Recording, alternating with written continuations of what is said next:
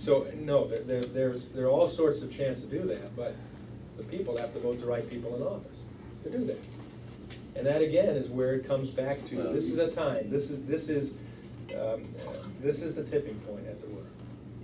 If we don't get this election right, and then the next election right. It's pretty scary. You gotta put the right judges in office, too.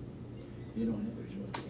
It comes down to the people, except in the federal courts. However, if you have the right members of Congress in, they can go to the well of the House, as the Constitution dictates, and ask for the removal of a federal court or a federal judge.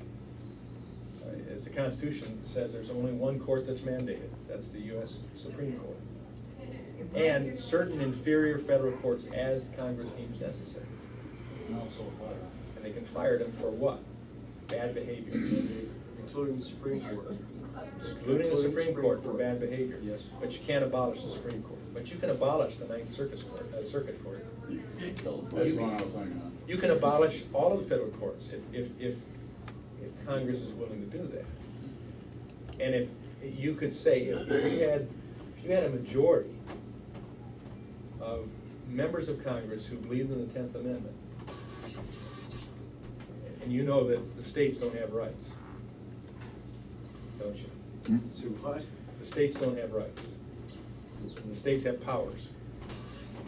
And from those powers flows any power that the federal government has, except for the Constitution. So members of Congress could stand in the well of the House and say that judge that ruled against the California citizens who passed an amendment establishing a definition of marriage, and the federal court threw that out against the will of the people in a referendum of the people. Congress, if they had a majority of like-minded individuals, could remove that judge for that unconstitutional violation of the 10th Amendment of the U.S. Constitution. I think right now we have an opportunity. I've learned, and I've written, I've called, and what have you, senators, and what have you. They don't listen. I mean, you do that. They don't listen. What we need to do is educate people around the ballots on how you understand the system. I can see that. Me and him don't agree with the system. I don't believe it's the government's job to govern how I pursue my happiness in this life. That's my job. It's your job. But there's people out there, and we're getting to reach them now on Facebook and various measures, that they actually are asking questions and they're getting involved. And it was just a handful of us. There's hundreds, I don't know how many now. And we're asking questions, we're discussing it. If you get a bunch of people doing that, you're gonna make a change come November. We better. And you gotta do it, we the people. Because he can't do it. He don't have that. He don't have, he can reach a certain number of people, but you multiply all of us, our numbers grow. And if you multiply you by also going to all of your relatives in other states, other districts, all your friends that you know, and you get them to do the same thing Acorn did. Acorn did a marvelous job using your tax money, but they did a marvelous job. We stand in front of a pole with a nightstick and tell No, I would people suggest not do that. I would suggest you not do that. Sponsored by Acorn. But I think there ought to be a number of us who would challenge that Black Panther. Yeah, that was another. And be willing to take the lumps and give lumps if you're going to try to deny people their constitutional liberties. And that's where the American people have to stand up on their hind legs.